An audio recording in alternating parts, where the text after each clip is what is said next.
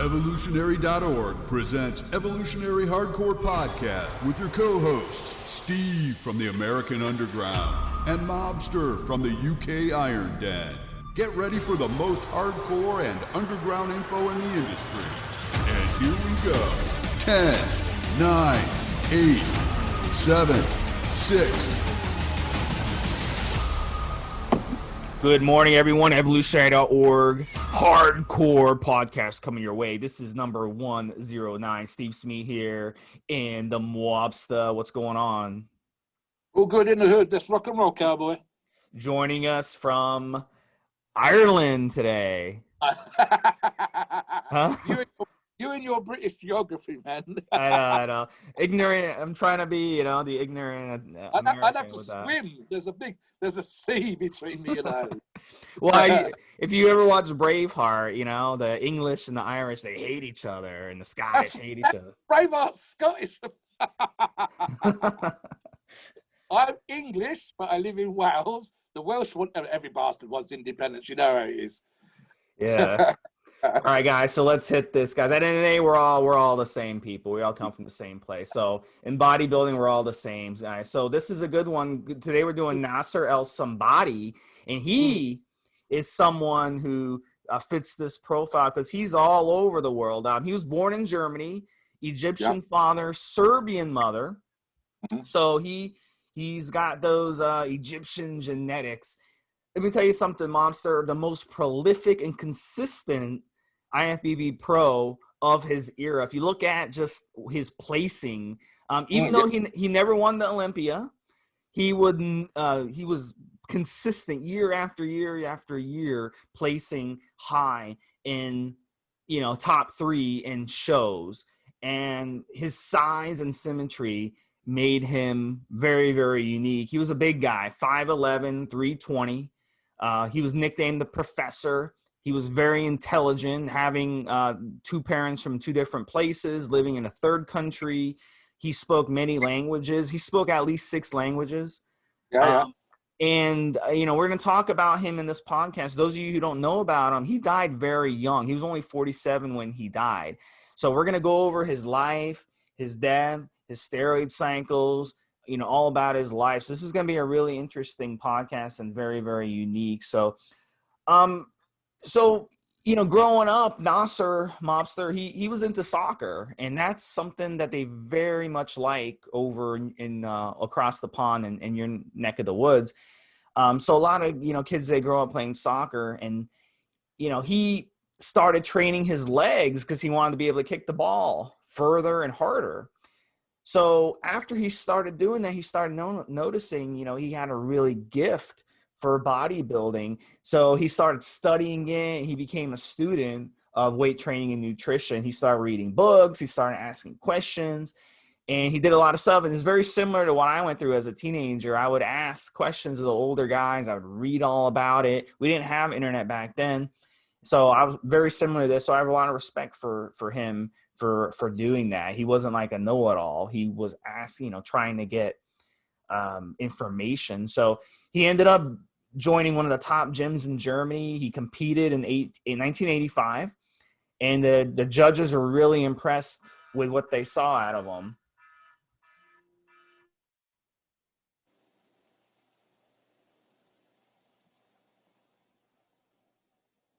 It feels kind of controversial to me, looking at the other aspects of interviews, especially that I've seen. The multilingual thing, and definitely a very intelligent guy, is something that seems to have come across perhaps lacking patience and a little bit, to my perspective, when you listen to him, when you read the way that he talks or whatever. In fact, there's a couple of very famous clips of him being interviewed by women online, and of course he's tired, he's depleted, he's competitive ready, and he kind of answers the question, and then they ask him a question which is just answered, and rather than go over it again, he kind of almost looks at them and as if to say, I just kind of said that, what the hell.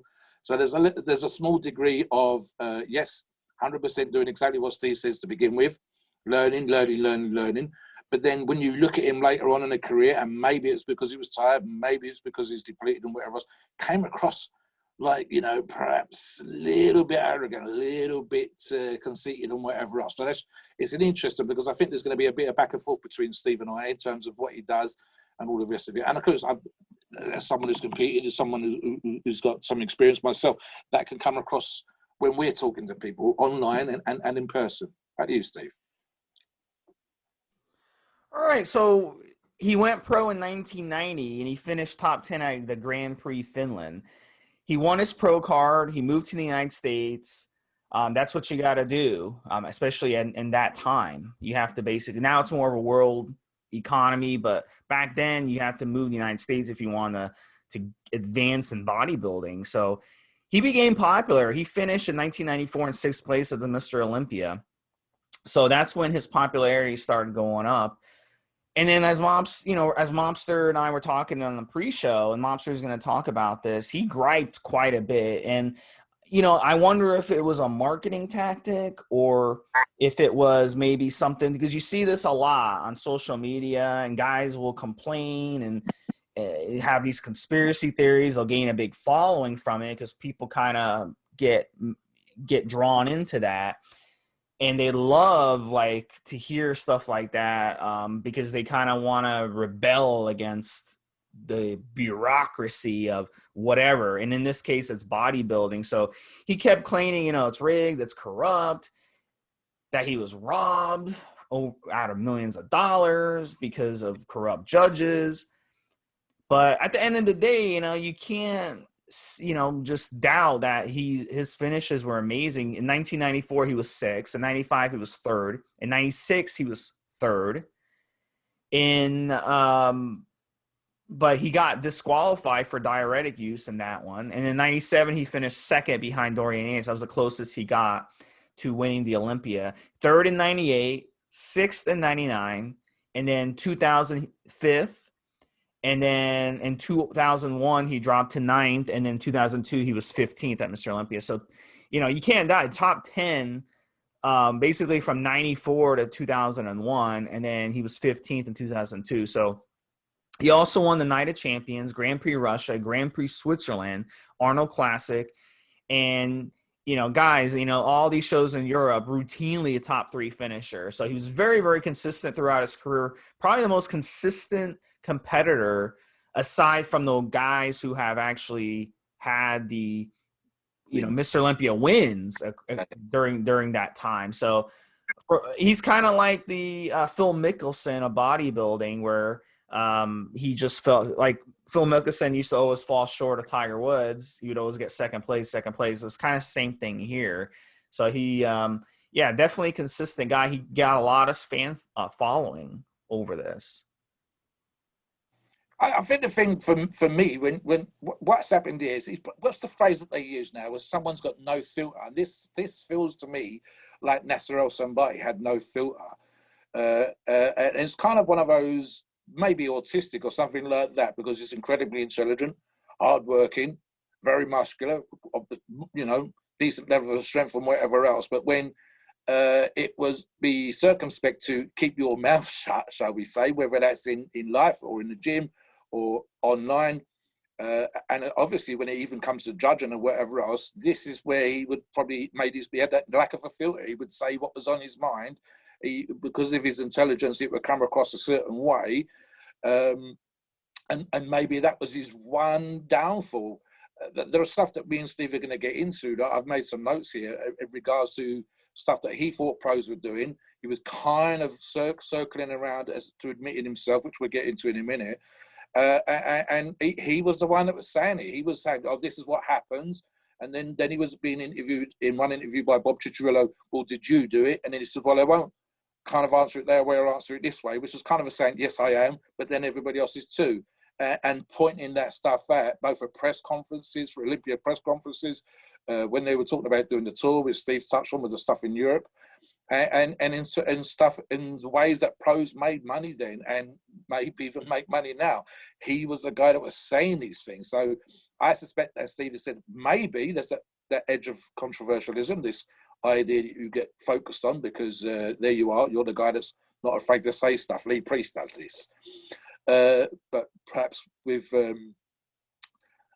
even less of a filter, even less of a, I should really think about what I'm about to say. That just came straight off his chest and whatever else. There also, and I touched on it earlier on, this small degree of arrogance. One of his things that he talked about was no one could train as hard as me. No one could do my arm workout. I mean, come on. We all like to think that we train hard. There's every single pro out there, no doubt, when they're carb depleted and dying for a competition, thinks their training's the hardest and their diet's the hardest and their posing's the hardest. So that's the kind of silly thing to say. And as someone who's occasionally been accused of a small degree of arrogance for one reason or another in the past, I can understand the why, certain level of confidence in yourself, and that's watching interviews, reading online interviews of Naseer, that seems to come across. Undoubtedly, when you're top 2 in the world, top 3 in the world consistently at that level, there's no way you can say that you don't deserve something. This is my reputation, this is where I am. How can I say otherwise? But equally, it feels like, perhaps he should have played it down a little tiny bit. I'll give it this. Let's get into a couple of specifics when you're ready, Steve. I can both the good and the bad in terms of what he used to say. And yeah. Well, he was known. I think he rubbed a lot. If you ask a lot of people in the industry, I've talked to them, they describe him as a smart ass. Yes. But I wonder if it's, a marketing strategy, like I said earlier, or if it's just his personality, or maybe because his education level was so more advanced than other people. I mean, how many people can speak more than 6 languages? It's very rare in the United States that you'll find someone who can speak even 2 languages. So, that's something that he maybe felt a superior complex over other people or stuff. But get into that a little bit, and then we're going to talk about his death so people understand how he died. And then we're going to talk, of course, about his training, his diet, and his steroid cycle that we think he ran. So tell us a little bit more about his smart ass, some stories about that. Okay.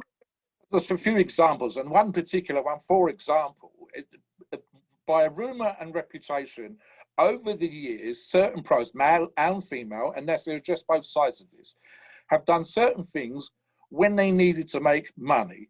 Now, whether that's for a cycle, whether that's for training, whether that's for where they live or whatever, all the normal stuff that they need to do, the extra food that they need to eat and so on and so forth. So one of the things that's came out, whether it's gay for pay, whether it's muscle fighting for the women, muscle worship, let me flex your muscles. Hell, Christ, even I've had my first ever message on Facebook from some guy saying, could you lift me up? And I'm thinking, yeah, I know exactly where this is going to go. We're not going there. So when you're a top level pro, you're going to have admirers from all parts of the community, and they want to know if you're strong, whether you can fight, whether you can arm wrestle. It's just crazy stuff. And of course, humanity is going to be all different kinds of people, some of them not quite all the way there, shall we say. So one of the things that he revealed, and it was quite public about this, I think it was actually in a magazine interview, and then later on was Bob Ciccirillo did a radio show and interviewed him, and he says, yeah. So he says, tell us about you selling your sweaty training clothes. And it literally says that I remember seeing this. I think it was on one of the forums back in the day, and someone said, look at this. And you went on there, and he would wear a shirt, train in it, let it get nice and sweaty, and then put it in a Ziploc bag, and people would pay for this. Instead of buying a training shirt, Nasser El Sonbaty emblazoned across the front of the chest, which is how most pros would try to make some money now, selling clothing with their name on. No, this was literally your sweaty socks, your sweaty jogging bottoms, your sweaty shirts. And he was quite public with this. I think you could buy like a pair of his briefs or something ridiculous for $100. So he was quite public with this stuff. And what he said was, one, if someone wants to give me $100 for a sweaty shirt or whatever, why the hell shouldn't I take the money? And number two, and this is where perhaps he was, grating on people a little bit, I'm not the only person doing this. I'm just the only one that's telling you that I'm doing it. So, there's stuff out there. Lee Priest has touched on stories of things that he's been asked to do. And again, it's probably because he's quite public with that lack of a filter. Something else, and it was quite controversial at the time. And of course, we know that there were accusations made back and forth between different pros at the time. And that was the use of Synthol. Specifically, we know, for example, certain pros' calves miraculously improved, certain rather dodgy looking shoulders. And not only did Naseer address the Synthol issue, he actually accused, and this is not going to get you any friends when you're a competing bodybuilder. He said, and I quote, certain of the judges have implants, not just the women and not just breast augmentation. But I find it ironic that I'm being accused of using Synthol, which I believe he was, by people with implants that have never competed sitting there judging me. Now, you want to get from second to first or from third to second, telling the judges that not only have they never trained, never worked out, never competed, but you've got the, as we would say in the UK, the brass balls to accuse me of using Synthol when you're sitting there with your calf implants and your delt implants. So yeah, he was right out there. One thing in terms of, I think Steve said earlier, we use a know-it-all. There's Dave Palumbo from RX does this breathless version of Naseer, and if you've ever been interviewed, he said, I kind of like this all the time. So there was this element of that, and he seemed very easy to tease, very easy to play with. The guys would accidentally send over cheesecake to his table if they were out having a meal when they knew he was on the diet, and they knew that Naseer would get upset because he was easy, as we used to say in the UK, to wind up, to rag on a little bit, all this kind of stuff. So personality, very intelligent, very outspoken, lacking that filter, but at the same time, kind of like, you know, he wasn't doing himself any favors with the judges. He wasn't doing himself any favors with the fellow competitors. And of course, as we say, easy to wind up, easy to tease, easy to get going, easy to provoke. He actually probably, to me, as a modern day pro, would be absolutely amazing on something like Instagram or his own YouTube channel, as Steve said, in terms of the controversy, that lack of a filter again. Can you imagine when you've got a top professional, top 2, top 3 in the world bodybuilder sitting there telling you what the guys are doing, and revealing the dirt and slating the judges left, right, centre on his channel? He probably wouldn't make it as a pro, because perhaps as a professional you need to be a little bit more politic. But in terms of controversy and getting out there and making money that way, in the style of Rich Piana and some of his other guys out there with the channels, as they were, I think he would have made an absolute fortune that way. Steve touched on one of the numbers earlier on, and I believe the figure was $4 million. He claimed that he lost in terms of total prize money and sponsorships and whatever else from not being number one or not winning competition, $4 million. So yeah, there's some stuff right out there, Steve. He's one of those guys that you and I could probably go up to the gym and ask a question, and he would just tell us straight out. No lack of whatever. This is where you should inject. This is how much you should take. This is what I'm using. But in terms of being perhaps a professional body or a professional athlete of any description, it's probably not necessarily the right thing to do in terms of sponsorship and support and how you're going to come across in magazines or media interviews or whatever else. We like it, and it makes him great to talk about as we're doing in his podcast. But overall, perhaps, yeah, it's like a politician telling the truth. Man, that's going to last 5 minutes. Yeah. So after he died, what was interesting, a lot of people did not pay their respects to him. He rubbed a lot of people the wrong way, which is kind of fascinating, that someone who is a bodybuilder of that stature can rub you the wrong way. I don't know. I just think that's kind of weird. Like, did he say something to you personally? Did he say something in a video? A lot of people claim that he was a bully in person. A lot of people claim that he wasn't friendly. So there wasn't a lot of people that were, sad when he died, because they kind of viewed him as an asshole. Yeah. And a whiner and a bitcher and that sort of thing. But, yeah. Even with women, I touched in the pre-show, we were talking about, there's 2 clips. One which I watched again yesterday, where he's been interviewed by women, and these are professional media outlets. There's a local news, local radio show, whatever, and they're sitting down, this is being videoed, and you can find this online. And it's a woman off screen, it was the producer or director, whatever is in charge, and the reporter sitting next to him, and he comes across really, really badly, lacking patience, but again, he's carb depleted and whatever else. He also talks about how when you're dieting or the training, how tired you are and all this kind of stuff. And he actually gives kudos to his first wife. I don't know if he was married again, but he says that my previous wife, my first wife, she did all the work. And he says about, he was asked if he's having a relationship. And he said something like, any woman that comes into my life now, all the work's been done. He says, I'm not there to fix them. I'm not there to hold them up. I'm not there to, I'm doing this. They need to understand this. And it comes across, honestly, I suspect there's a great deal of truth in what he's saying, but how he says it and how he comes across. So yeah, I think maybe all things considered as an athlete, you should say kudos, 100%, with the prizes and the positions and the trophies and the winnings. But that never happened. And I think it was literally because he didn't do well with people. He didn't do well in relationships, perhaps. Perhaps his culture didn't make him come across really well with women, specifically. And in terms of, having that lack of a filter, as I said earlier on. So I think the thing with there is one of those, he just didn't make any friends. You don't have to be friends as an athlete.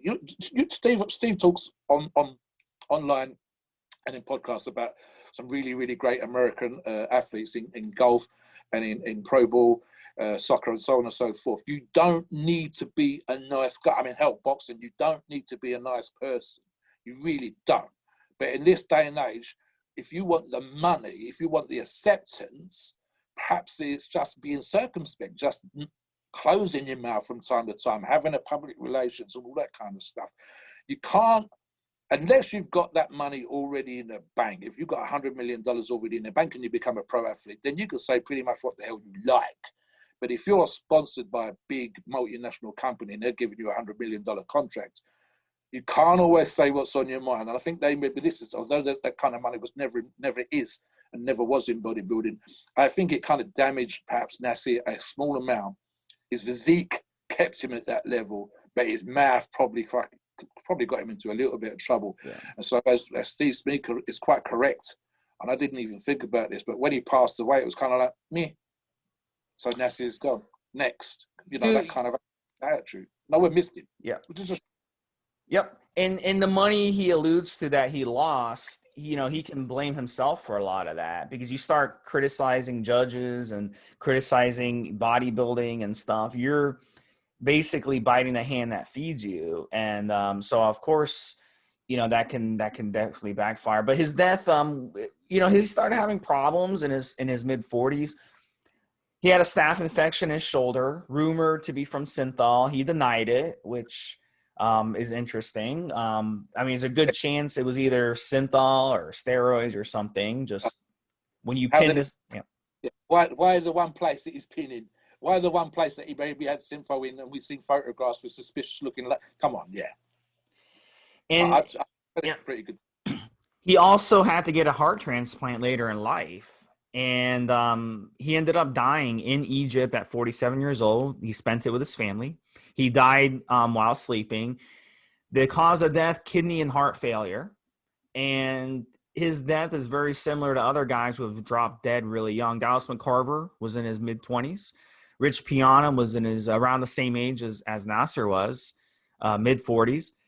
And, they all have one thing in common. They abused drugs, performance-enhancing drugs, steroids, et cetera, et cetera. So, it's no doubt that his advanced steroid use, his obsession with becoming bigger and bigger and bigger, that's going to shorten your lifespan more than anything, guys. There's a reason why you don't see 70, 80-year-olds who weigh 300 pounds. It doesn't exist. You see the older people who are in their 90s and centurions who are over 100, they're all skinny, so if you want to live a long time, you can't be this big. But his obsession with being big ended up being his downfall. But we're going to get into a steroid talk in a bit, but I want to kind of touch on his training, because there are videos of him on YouTube you guys can look up, and we'll link it in the description, those of you listening to us through Evo and iTunes.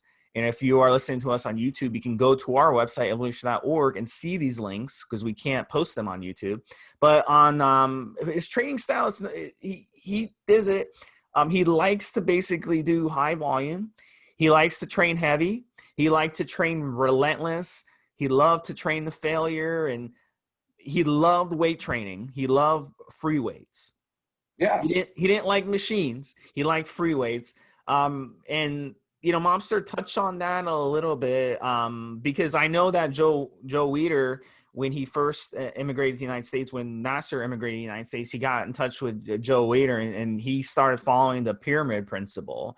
And that's all about lower weight, more reps, and increasing the weight every set with fewer reps. And this is something that I actually learned as a teenager from reading weightlifting books back in the late mid 90s. It wasn't the late 90s, it was the mid 90s, before internet even was available to a poor kid like me.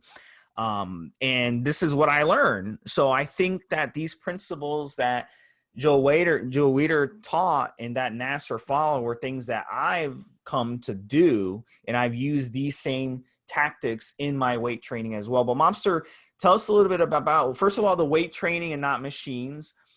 What do you think about that? And then what do you think about the pyramid principle? Is that something that you notice guys are following still? Or do you follow it? I think this business of the free weights over machines, sometimes I study the science stuff of this, and I've had to argue the whole pump thing on Evo just this week in a forum post. So there's a bit of back and forth, right? So you go, okay, the idea of Joe Weider's thing, and I'll address that point first, is that when you've built the foundation, when you are 90% of the way there as a bodybuilder and you're competing and you're looking to achieve the level and status that becoming a Mr. Olympia or top lift Mr. Olympia contender is, you've done most of the work. It doesn't matter how you got there. It doesn't matter whether it was machines or free weights. You got there, here you are. So Joe Weider's quite right. He says, listen, you do not need to do under 450 pound bent over rows. You don't need to be doing 200 pound dumbbells this. You don't need to be doing these 300, 400, 500 pound bench presses. You've done the work. And as per the post I referred to just now, I put a post on another forum this week. When I had a back injury, the lightest I got was 270 pounds. I lost 10 pounds, and I got those 10 pounds back in 6 weeks and then built them there to the weight I am now. So arguably, my foundation's not going to go away. So the volume thing, if you've done all the hardcore progressive work to get to where you are, including the performance enhancing drugs, cyclic nature of building up and dropping down, building up and dropping down, you're not going to get that much more muscle if you carry on taking more and more gear. And you're not going to get that much bigger if you've done 95% of, if he comes in to see Joe, he's 290 pounds, and Joe says, well, maybe you can hold another 10 pounds.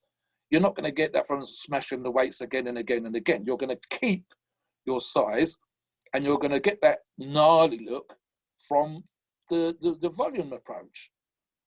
You won't get much bigger. You won't get much stronger. You can do those things, but you're not going to get another 10, 15, 20 pounds of muscle. You're going to get another 2 pounds or 1 pound. In fact, Steve touches on some of this stuff in his thing where he talks about the year-on-year gains. And I'm pretty much average in my year-on-year gains. I've just done this for a long time. When Nasser's turning up to see Joe, he's going to be 90% of the way there. And Joe's quite right. If you're going to carry on competing, if you're going to be, especially when you're doing the European tours, can you imagine doing the European tours where you're competing 3 times in 3 days and then trying to get to the gym and do 500 pound bench presses? That kind of stuff's crazy. Maintain your muscle and work on that maturity, work on that kind of gnarly, grainy look that certain guys that have had a few years under the bar have got. So there's that aspect. In terms of training with machines and free weights. Okay, so the argument goes, your muscles don't care. Your muscles don't know, your brain knows. However, lots of our science supports the idea that with a barbell or some of the better machines where there's a certain freedom of movement, it's more's done because your stabilizers are working. Whereas on certain machines which have much more fixed path, your machine, the rest of your body, just that muscle, you say your chest, your pecs are doing the work, as opposed to some tricep and some front shoulder, some rear delt and whatever else is involved in the movement. So the argument with free weights goes that you can build your foundation on free weights or a combination of the two, but you can maintain, and you don't have to do the progressive stuff. You can do the volume stuff with machines. Phil Heath is a great example of that. A great athlete. Previously, as we know, was a high-level basketball player. And if you watch any of his online videos, DVDs, whatever, 90% of his training seems to be on machine, and it doesn't seem to have done him any harm because of the 3D look that guy has. Whereas Naseer's come from a 90s generation, lots of one-arm dumbbell rows. There's T-bar rows where he looks like he's got 9 plates on the end of the bar, 180 pound, 190, 200 pound dumbbell rows, bench pressing curls and so on. Some of that stuff's done for videos. Some of that stuff's done for the magazines. There's photographs with him, with a British bodybuilder doing 3 plates aside on a seated press. And yet, as Steve said, when you went online, you could see magazine articles, and videos would have him using tricep press stands, using machines and so on and so forth. But again, this is when you're carb depleted, you're a competitive bodybuilder. These videos and photography things are done a few days out from competition, typically 1 to 2 weeks at the most. So you're really, really not feeling great. And it's a lot easier to pose on a machine with the stack kind of half obscured by your arm or your elbows. So you're only using 3 plates, but it looks like you're doing 1 million plates. And these are posed for whatever. So there's that aspect to it. I would agree with him. Your foundation should be built on a combination of training and progressive, get big, get strong, and then maintain and carve in the detail with diet and with volume. And you can use a lot more machines at that particular point. You're not going. There's no need to keep pounding away. And Steve would appreciate this on the joints and on the elbows and on the shoulders. So yeah, the training thing is actually, we should probably address more of that on Evo. It's a fascinating subject, and there's a lot of back and forth.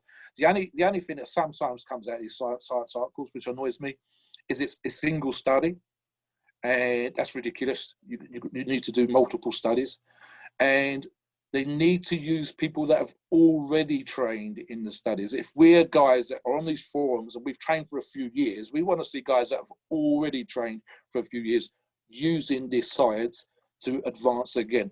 Don't get someone that's never trained, or 60-year-old men or students or whatever. Use guys that have 5 years under the bar and then show me the science. So yeah, I think the other thing as well, which I touched on a little bit with the diet stuff, if you're a competitive, competing bodybuilder, you're carb depleted, that kind of training is fucking brutal. You're dying on your ass, you're hungry as hell, you're miserable, you're trying not to bite your wife's head off or your girlfriend's head off, you're trying not to shout at the kids, and you want to go down the gym and squat 600. It's really, really, really... I've only done stuff like that a couple of times, and you feel like a proper old man. You feel like a really, really old, broken down guy in those last few days. Doing that, and then trying to come across and compete and be a nice guy, it's really, really, really hard. So yeah, build your foundation with free weights, carve in the detail with volume and with machines later on. You can keep a lot of the muscle on there. Steve would appreciate this.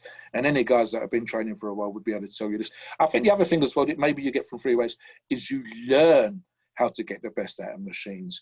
You know how to contract your muscles. You know how to do that kind of stuff. I don't like to see the young guys going straight onto the machines. I want to see them under the bar first, and then they can go to the machines afterwards when they've learned to train. And I mean that specific phrase. I think Steve would appreciate that.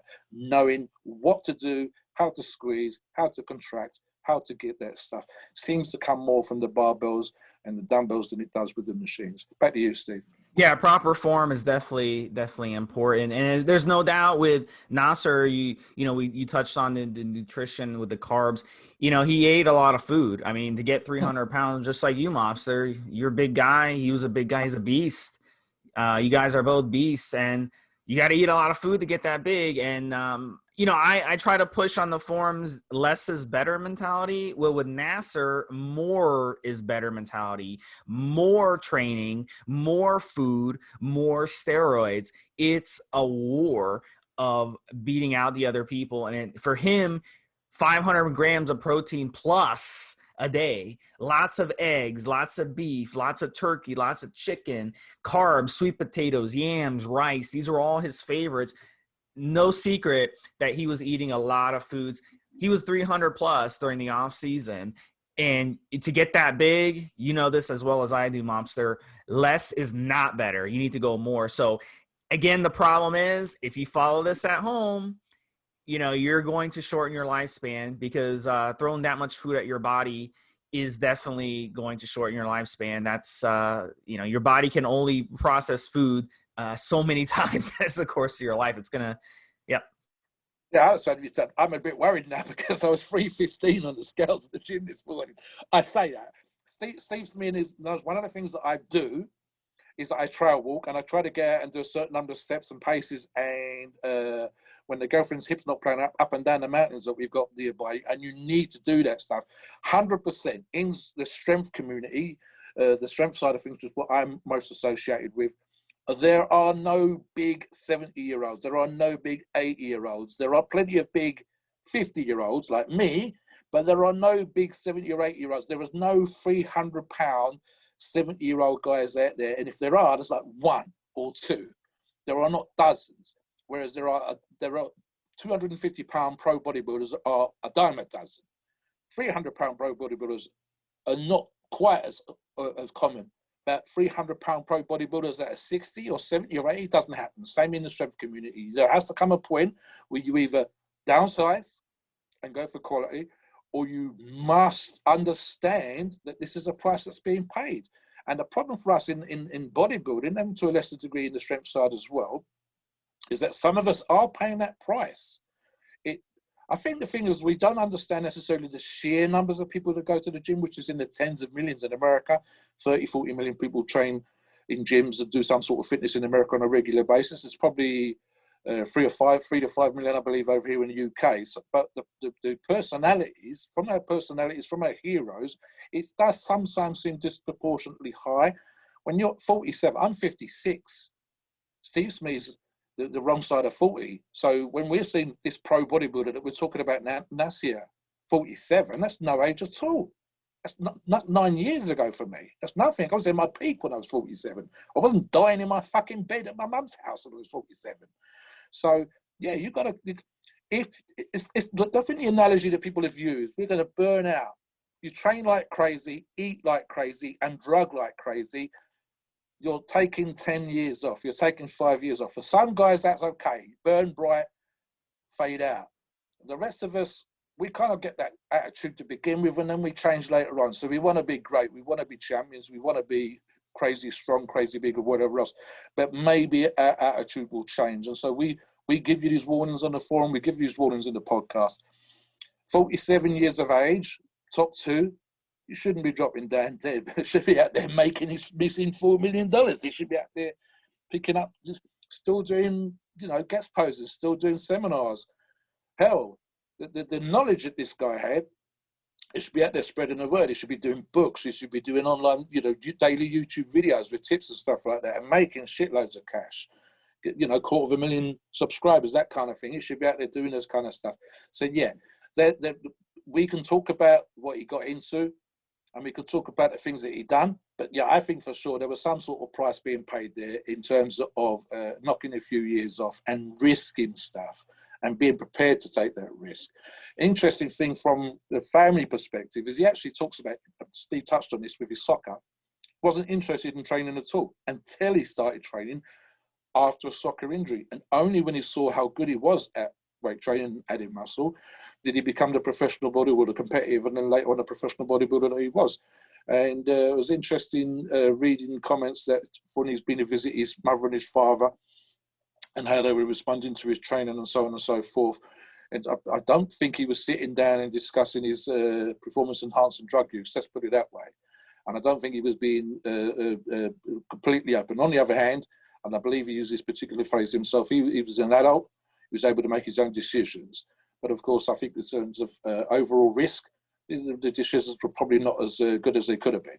So, be aware when you're doing this stuff that there are things, there's to be a price to pay. And if you're happy paying that price, fine, fill your boots. He definitely admitted, hey, it's 100% necessary to use steroids. So we already talked about his overtraining. We already talked about him overeating. He wanted to get as big as possible. He wanted to get, did that. Now let's talk about the third element, which is steroid use.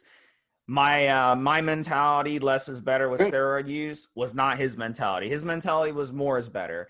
So Naseer is no secret. Before every meal, he's going to take insulin 5, 10, 15 IUs of insulin before each meal. Why? He wants to partition that food. He wants to shuttle those nutrients from that food into his muscles. So for him, not using insulin before a meal is a waste of that meal. And at some point, it gets to the point where he's eating food without using insulin, and he's thinking to himself, oh my God, I'm not even taking advantage of this meal. I'm not even absorbing this meal. So you get into that rabbit hole of doing that. Now, another element is his HGH use. We're talking 20 IUs of HGH per day. It's no secret that he was abusing HGH at least 10, 15, 20 IUs a day of HGH. Again, same thing. It's going to cause your blood sugar to go up. Then you use that insulin to drop your blood sugar. Then you use food to shuttle in the nutrients. That's how it was. That's why he was called a professor. And this worked at making him super, super big and super, super muscular.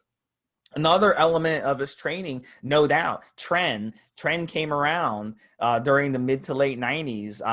The early 90s is when parabolan really became so freaking popular. So guys were getting their hands on parabolan and trend throughout the 90s, and trend basically took bodybuilding to the next level. So he was probably taking 1,500 milligrams of trend. He was taking tons of tests, at least a gram of tests. He was taking at least a gram of equipoise. And then, of course, he was using the cutters and the hardeners like Winstrol, tons of Masteron, especially ahead of his shows to kind of tighten it down. And we know that he was using diuretics. Diuretics, extremely dangerous, extremely risky, but we know he was doing that because he got busted for it.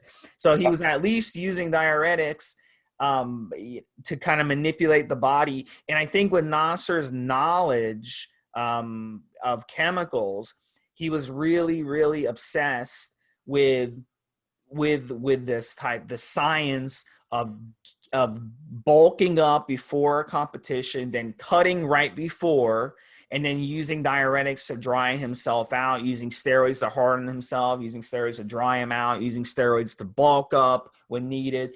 So he was really obsessed with this. And I think that he showed the way to really, really become a monster. And a lot of guys have kind of piggybacked off of what Nasser discovered throughout the 90s and have taken that even to I think they've kind of took it down a notch or two because they didn't want to end up dead in their mid 40s, but they're still kind of applying these principles to today's bodybuilding now in 2021, 2022, as we get into the next year or two of Mr. Olympia.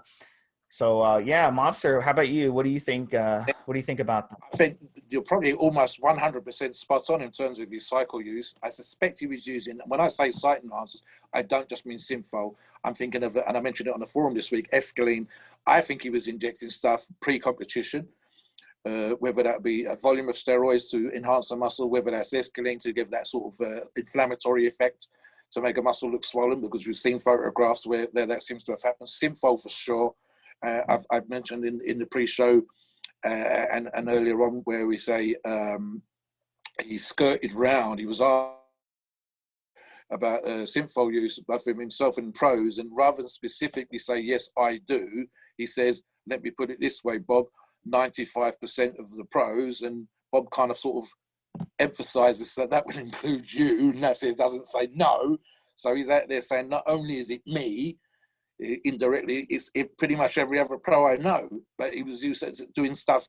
I think he was doing a bunch of things. He was putting a volume of steroids into a muscle. So I mean, he's a big muscular guy, training like a crazy man, eating this volume of food that Steve says earlier on, and then doing everything else, and being vocal about it, and saying that everybody else is doing this stuff. So whether that's site enhancement products like Synfol, whether that's escaline to sweat, get the anti-inflammatory to a calf or a delt.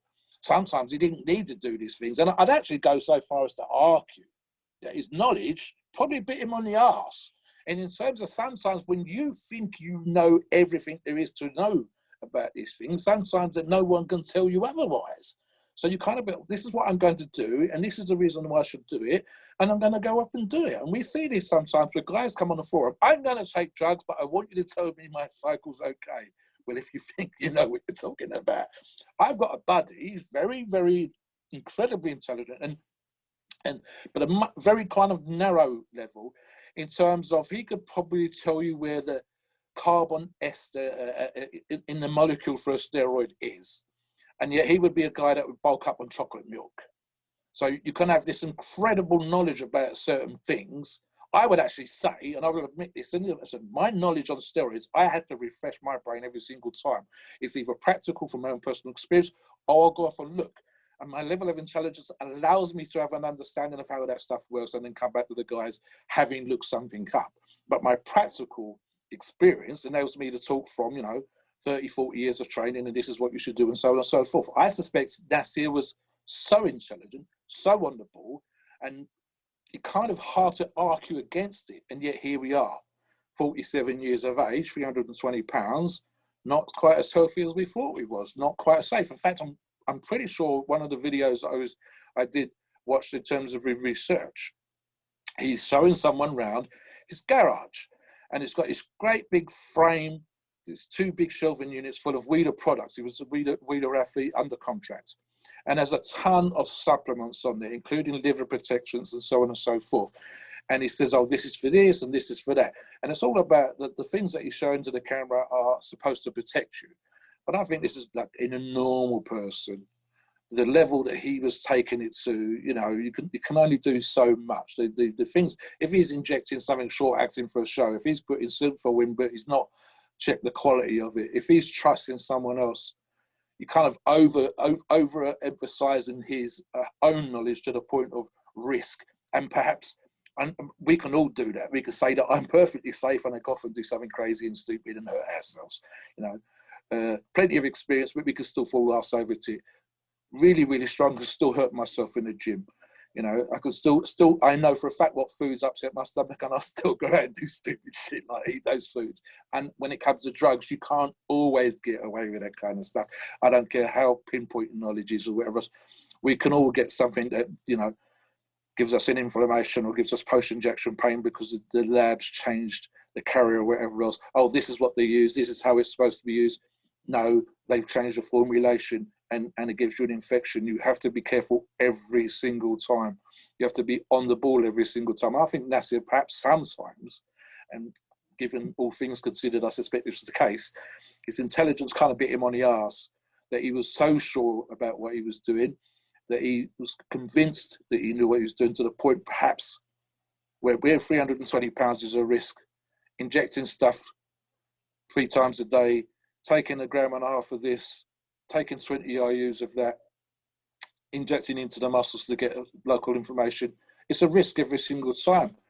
And arguably, 47 years of age, that $4 million should have been Mr. O, arguably, wasn't worth the risk, didn't quite pay off. And even down to the silly thing that we mentioned earlier on, not perhaps being missed by as many people when you passed away. It seems a bit of a shame. Being such a great athlete, a big, strong, muscular guy with that physique, that level of intelligence, and then no one gives a damn when you pass away. What the fuck's that all about? So yeah,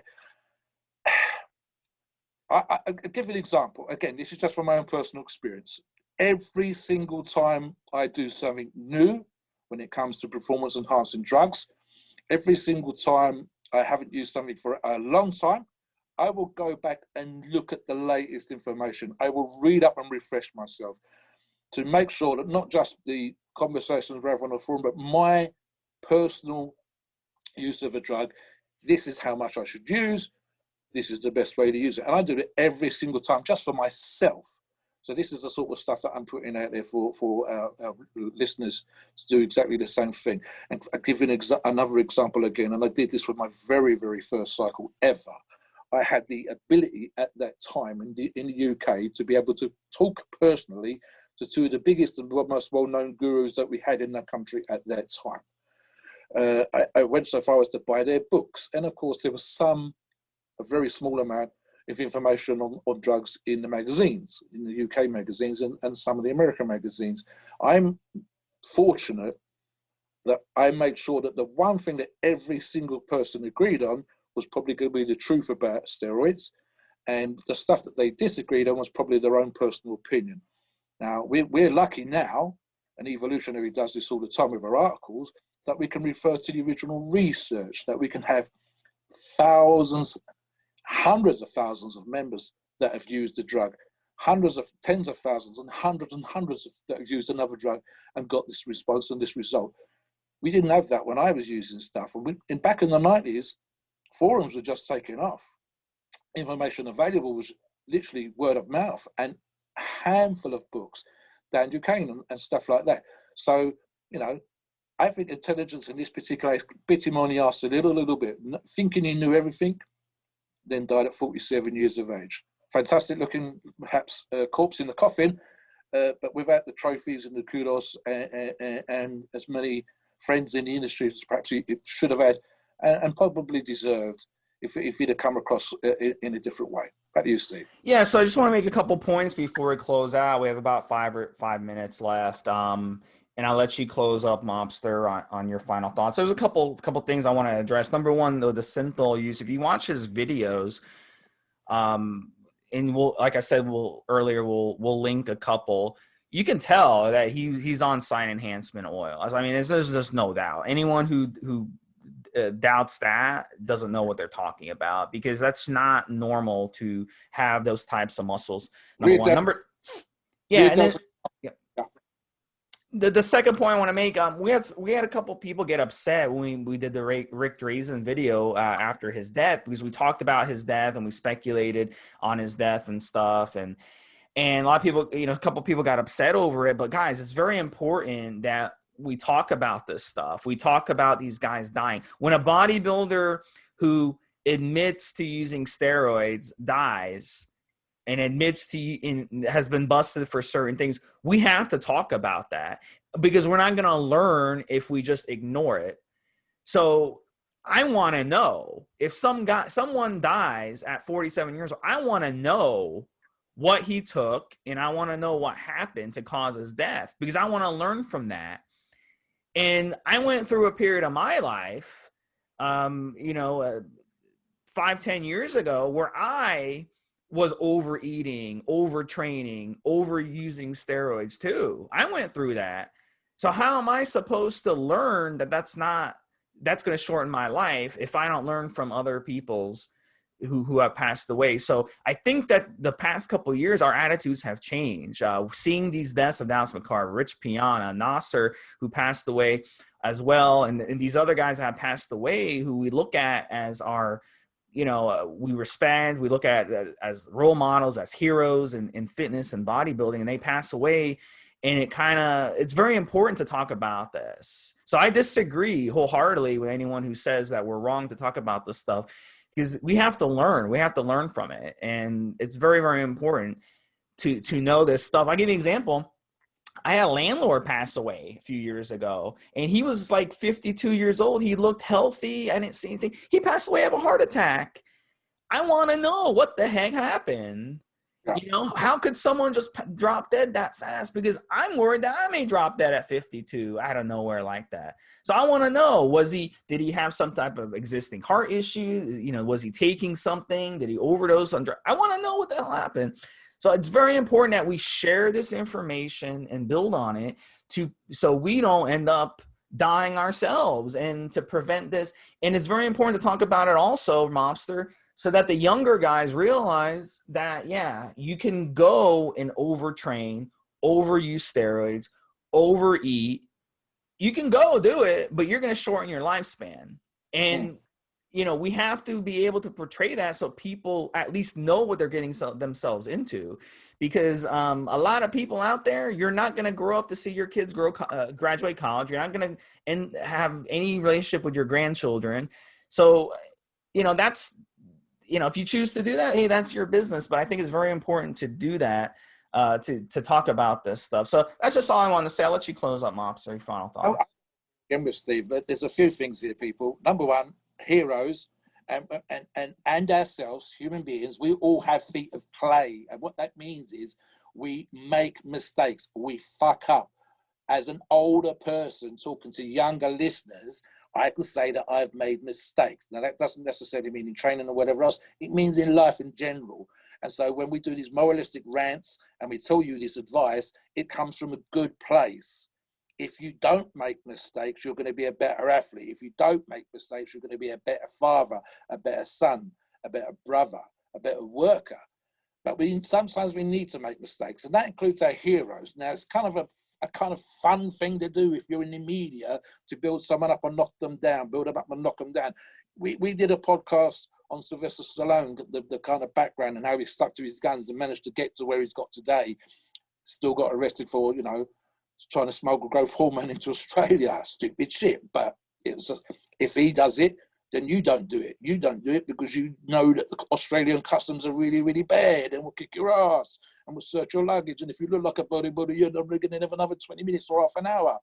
We give you this advice.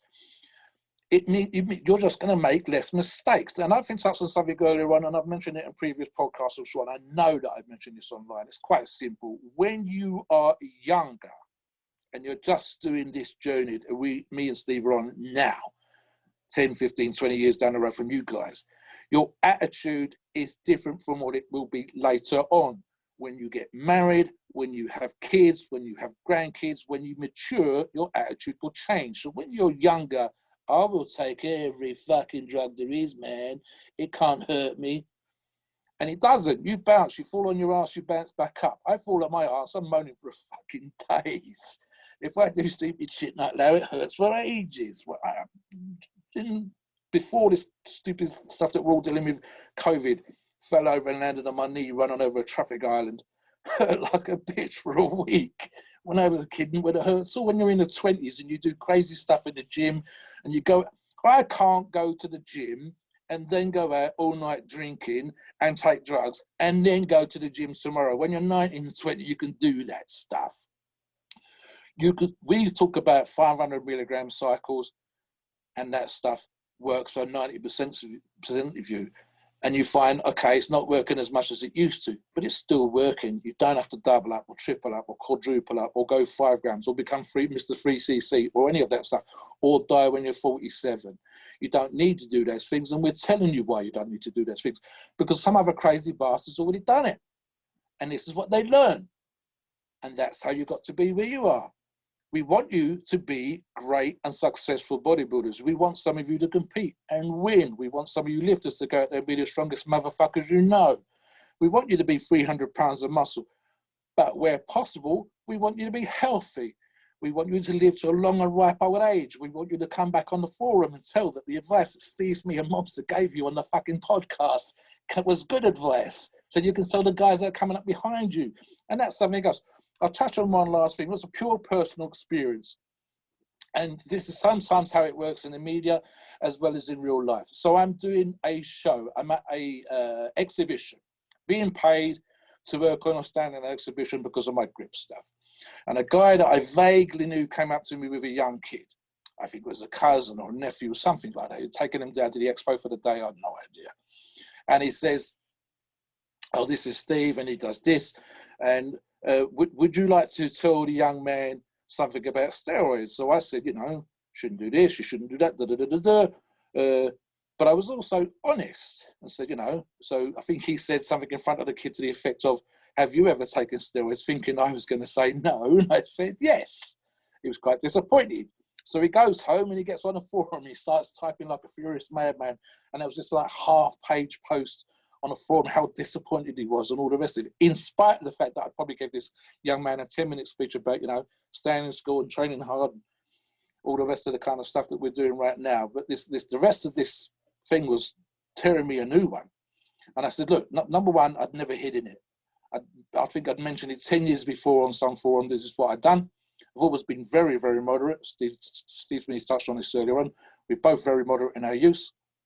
I'm hoping to be I want to do another 10, 15 years of lifting, at least. I want to be the old man in the gym still grinding at 300 pounds. Now, that might be less body weight, but I still want to be able to bench that kind of stuff when I'm 60. I want to be the guys you read about in the magazine who's 65 years of age can still bench 300. I want to be that guy. So moderate use. My genetics allow me to be the size that I am. But equally, I've had that side of things where the guy was quite disappointed. It turns out he was a reformed alcoholic. He'd actually done a cycle of steroids himself. And so I pulled him back on his double standards, stood him up and said, listen, you're kind of like the born-again smoker. Oh, smoking's evil, but you used to smoke. Drinking was evil, but you used to drink. Steroids are evil, but you've done a fucking cycle. Shut the fuck up and leave me the fuck alone. I'm being honest. I'm telling you the truth. And in my case, I'm not out there going, every fucker should take steroids, or they should all be on Synfold, or should we be GHB or DNP or any of that kind of stuff. In fact, I'm online. I'm probably one of the most moderate people you can meet in terms of the performance enhancing drug use, both for my personal use and in terms of my advice to people. With Naseer, with the person, the subject of this very podcast, I think Naseer took it to an extreme.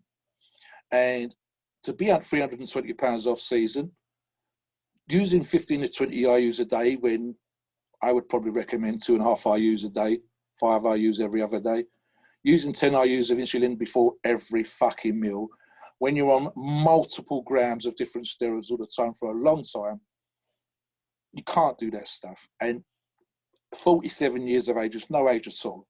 I want to be a 100-year-old lifter, not a 47-year-old freak, not a 21-year-old freak or 25-year-old freak. I want to be a 100-year-old freak. I might weigh 180 pounds or 200 pounds when I'm 100 years old. But I want to be the 60, 70-year-old guy still lifting in the fucking gym, still doing this shit because I love it. And when we're giving you this advice, it's because we want you to be the same. We want you guys out there to be lean, nasty, muscular motherfuckers who are 80 years of age and on the forums telling the spreading the gospel, guys. So listen to what we're saying to you. Pay attention. Sometimes a lot of you are going to ignore us, but a few of you won't. And we want those grateful motherfuckers to come on the forum and say that we told them the right thing, that their attitude did change when they got married and they got to be with the one that they loved and they wanted to have kids. We see this all the damn time on the forums. Don't care if I'm ever going to have kids again. 2 years down the road, the mind changes. Oh, my testicles are tiny. Guys, pay attention. Use this ear.